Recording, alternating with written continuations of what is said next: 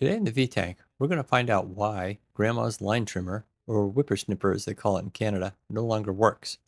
Will it run again? Is it something repairable? And most importantly, will I stay in Grandma's good graces or will I just have to throw it away? It'll be very interesting to see how long it takes me to get into this whippersnipper and take it apart, find the root cause, and see if I can get it running again. The symptoms are you connect to a battery, pull the trigger, and nothing happens. Grandma bought a new battery and still nothing, which has caused her great frustration. This one happens to be made by Black & Decker, the parent company at DeWalt. This one is consumer grade, but it does do what Grandma needs. Also the term line trimmer, weed whacker, whippersnipper, and as I keep calling it by mistake, whippersnapper, are all kind of synonymous. Feel free to comment below what the difference is and what you like to call one of these. If you enjoy this video and want to give Grandma some love, give this video a like or thumbs up, and maybe even throw in a nice comment to her. I'll share those with her and all the likes and comments, assuming I can repair this and she's still speaking to me. We'll be shooting more live today, just to make my editing a little bit easier, but here's the battery charger here. As you can see, it is showing that the solid green LED is lit, so this battery should be good. It's also brand new, and she had some older ones that also didn't work. So we'll pull it apart. I'm going to start with taking apart the head unit. We're going to trace. First we'll check the power, make sure that the battery does have juice in it, and then we'll take this apart and trace the power back through these connectors at the top of the whippersnapper. No point in working down at the motor end if it's not even getting power at the top end. So we'll just try to trace that, see if there's anything obvious. If we're lucky, this could be a 2-minute video. If not, maybe longer. Okay, first step in troubleshooting is take the basic stuff first. First step was, is it charging? The second step is, now I know there's a couple different batteries here, so it's very unlikely it's the battery, but we're still going to start at the basics. You know, the basics would be, is it plugged in? Are the switches on? Has a fuse tripped? But in this case, we're just going to double check the battery here to see that it's got power. And we're going to use my digital multimeter set to DC, because this is a DC battery. There should be no AC coming out of a battery. I've also gotten a few requests to make some videos of basic functionality of a multimeter. So I'll probably do that at some point in the future, but for right now, we're just going to take a look. If you can see, this says plus here, this says negative. So we'll start here with my probe on the negative, and we'll get in there onto the contacts. And as you can see, that's 20.65 volts. Again, just because it says 20 volts, it's really about the chemistry of the battery. In this case, it's lithium. It's how they stack the cells and what that natural voltage comes to be. It's about 3 volts per cell, give or take. So we'll look in that connect. There's a bunch of connectors here. 20 volts on that connector, 20 volts on that connector, and 20 volts on that connector, which I find very interesting to ground. So let's just try a couple of these out in a different configuration here and see if there's anything else going on. So again, these, you know, a lot of times you have the power connectors, which are the power out and probably the charge in, and then some charge control circuitry to tell it when to turn on and turn off. But that battery looks good, so we're going to put that aside, and we're going to go to the next step, and we're going to take the head of the thing off. Okay, so we're here at the whippersnapper head, the head unit, because my theory is the battery plugs in. See if I can show that to you. The battery plugs in here. Incidentally, it's only using 3 probes, so it's got the positive. Yep, I'm looking at the battery, the way it goes in. It's positive, negative, and then probably some sort of charge control circuit indicator. So we put that in, we push the button, taking the safety off. If I could do this, I'm doing this upside down, so it's a little hard. I hear it clicking, but nobody's home. So we'll go ahead and take the battery off.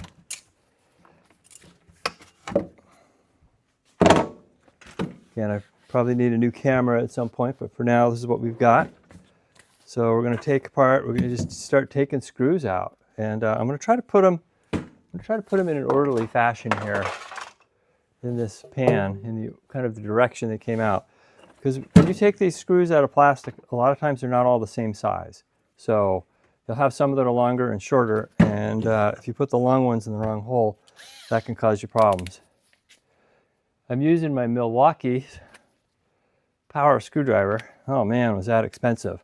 But I did manage to score an extra one of these at the TSA store in Concord, New Hampshire, where they take the stuff that's been kind of confiscated at the TSA checkpoints and then they resell it.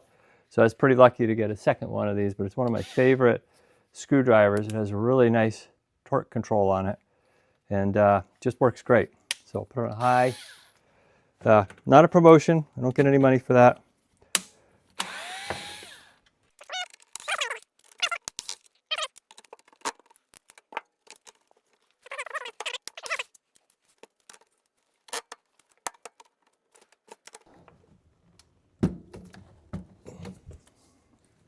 Okay, wow. That one will not come out. So color me purple.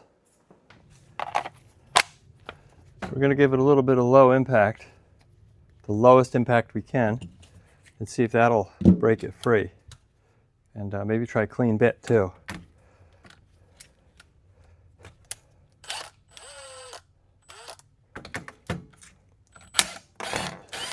There it goes. The trick with these impacts are to just use the lowest possible setting initially and then let them impact a little bit. In this case, it didn't even need to do that. We got the torque out, so it's pretty good.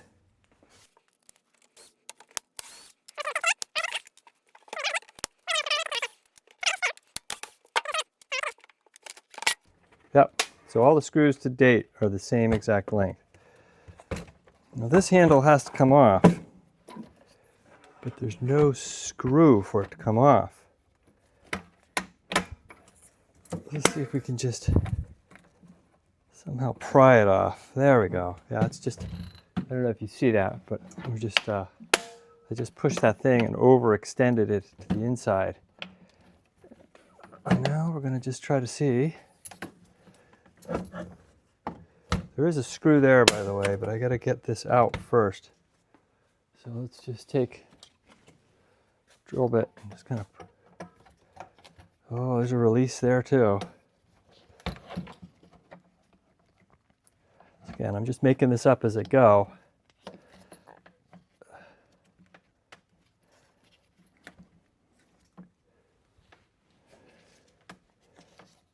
It's a little beastly to take off. Okay, so push on that. There's definitely some sort of release mechanism going on there. And we'll push on that. There we go. All right. Lucky guess, right? But you figured there's got to be a way. So most important thing here is I'm going to put my fingers on this as I pull this off, because all that other stuff is spring loaded. There we go. That's how the handle goes on. Interestingly enough, you push that down and you push this all the way. So you push this all the way in at the same time, and the other side you push a little bit in there, and you kind of just push them all the way together so that the handle will slide off. All right, last screw.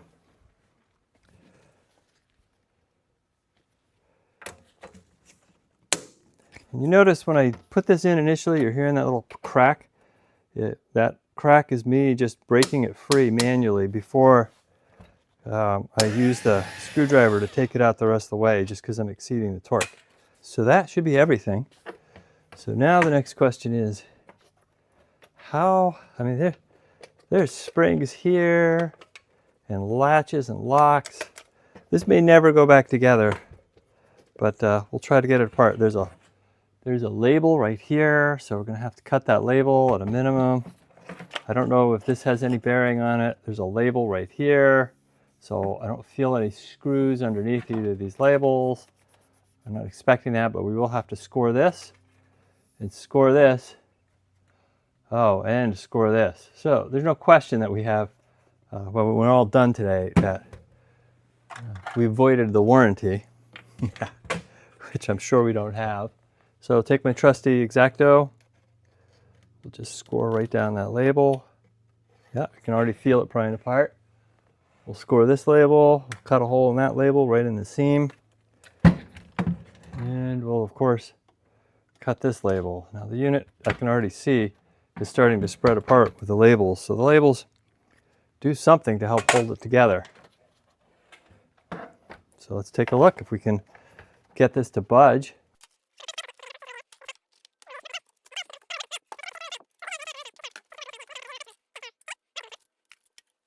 This is a collapsible telescope tube here with this handle, so it slides up back and forth, and somewhere the power wires come here and they go all the way down to the actual motor. So there's no control down on the motor, it's just motor. Got two big wires here, they go to this, down this tube. Try not to move this too much, but so we have the whole circuit board here. We've got the switch assembly that turns on and off with this little button right here. That turns power on and off to the whippersnapper. So this is the switch assembly, battery power in, goes to the control board.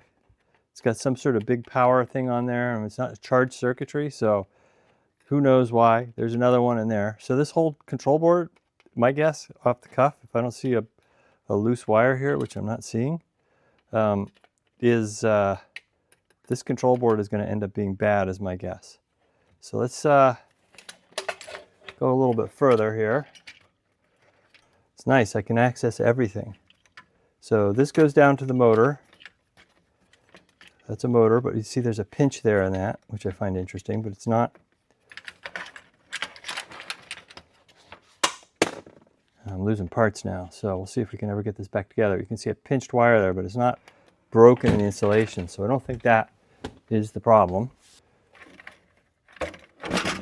Oh, look at that. Whole assembly out. All right. You push the button. It takes power from the positive lead of the battery, transfers it right down to the circuit board,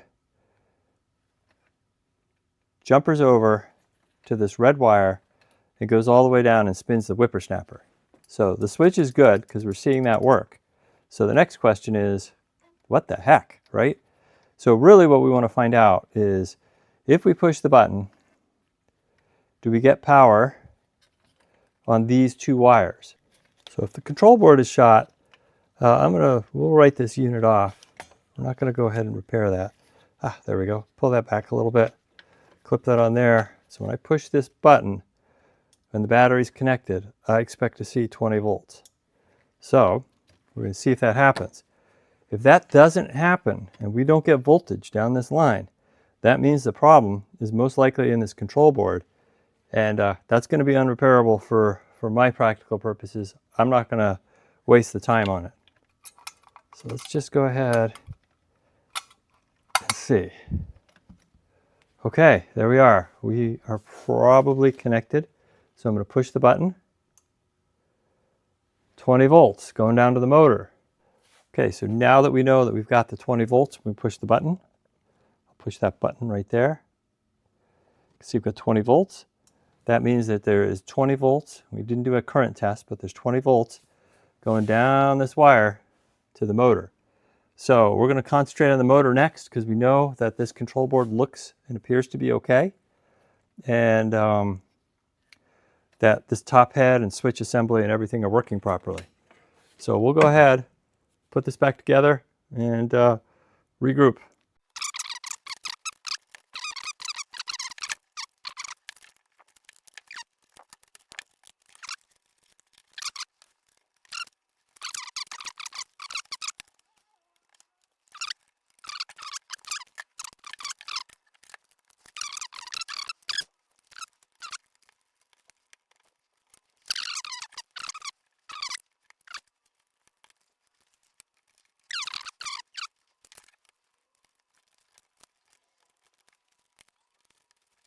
Let's go ahead, since we've taken the head off, let's just try it one more time here. Nope, still not working, but we know power is going down to the bottom. Almost a little harder than they look. I know I'm going to have to take this shroud off in order to get down here to take the rest of the whippersnapper apart. I just don't know how it comes off. I don't know if it comes off first or second. Like everything, it's just a plastic shroud. I kind of bet that it's designed to come off first. Somehow. There it goes. All right. So we've taken that off. We'll open it up like we did the other side, and then we'll check that those two wires, whether or not they've got voltage on them. If they have no voltage, then we have a mystery inside of this tube.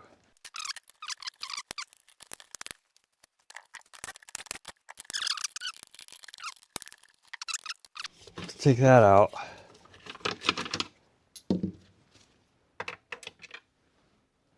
There we go. Now it should be wanting to come loose. So let's take a look at what's inside a Black & Decker weed whacker. It does, I mean, sort of wants to give, but sort of, oh, there it goes. All right. Let's take a look inside of here and see what's going on. All right. I found the problem. I can feel the problem right there. This wire, as soon as I touched it, is just loose. Look at that. That's the problem. All right, so power coming down. We hit this motor. Interesting, they have all these gears and everything in here. That's pretty cool. But yeah, we got to just figure out how to reattach that wire. So there's a high probability Grandma's whippersnapper will live on. All right, so let's take a look here. Let's just take this off so we can... Yeah, so that's definitely a different size. So we'll put that off to the side.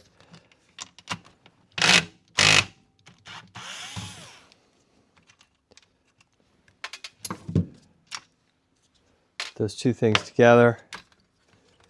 And then we'll see if we can get this motor out. Stuff in here. Whole gearbox assembly has got to come out.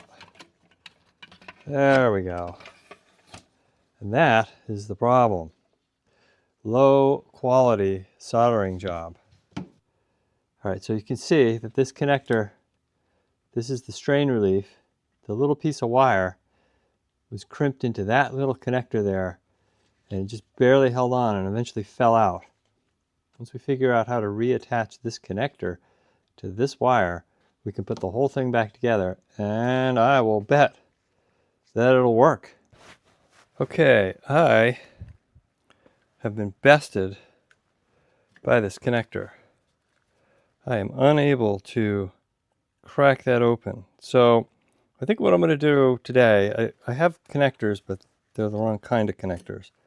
We'll start by stripping in the 12 gauge zone. Just enough. There we go. Now those wires are dirty and corroded. So our first defense against that problem is we're going to put some flux on it. And I think they knew they were going to have a vibration problem here, and these things would break off.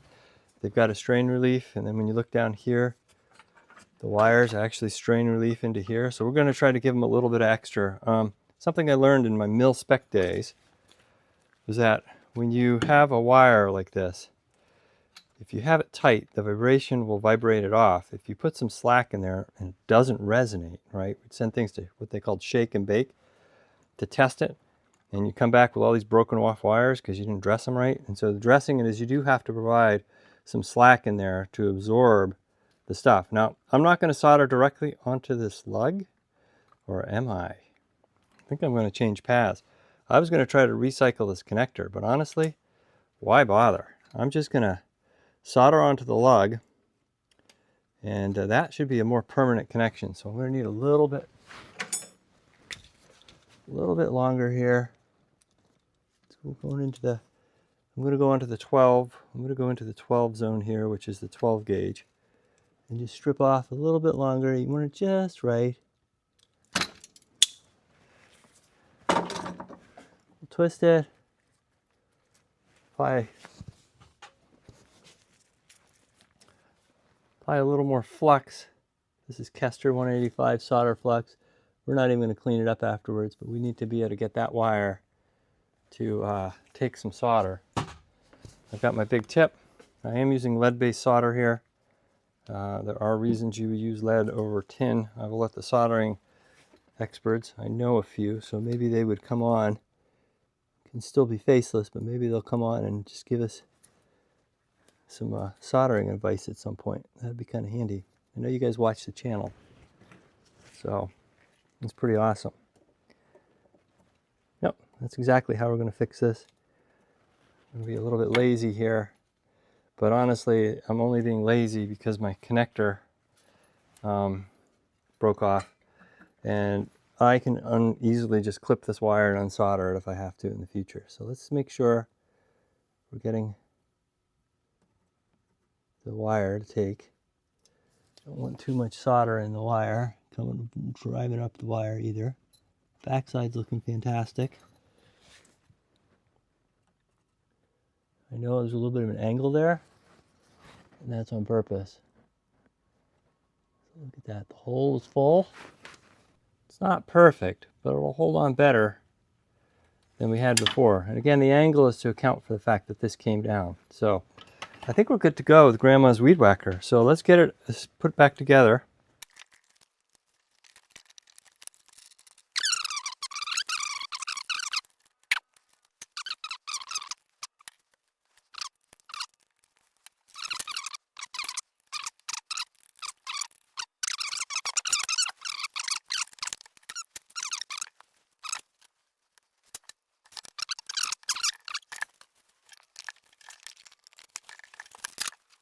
Okay, so that wasn't that hard, fixing Grandma's whippersnapper. It was a little more involved than I thought, and honestly, I got stuck on the connector. I'm glad I soldered it.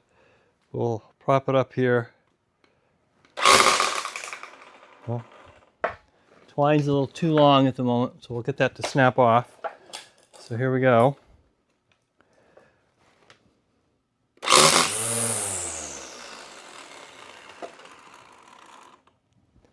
And that is Grandma's whippersnapper ready to go.